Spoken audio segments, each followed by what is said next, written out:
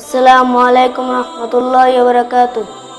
Many applause pertain Almighty Allah, the controller of the world, and heartily salam to Muhammad sallallahu alaihi wasallam.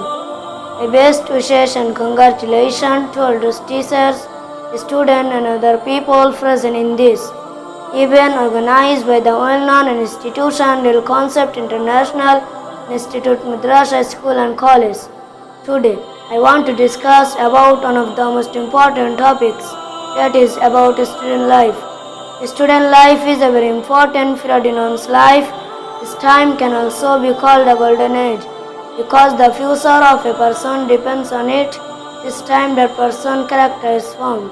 A child does not have much understanding of the world. In a small class is slowly learning worldliness.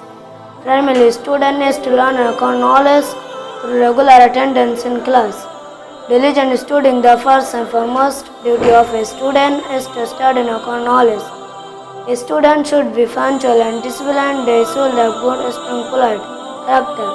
Besides, a student should follow the advice of parents, elders, and teachers.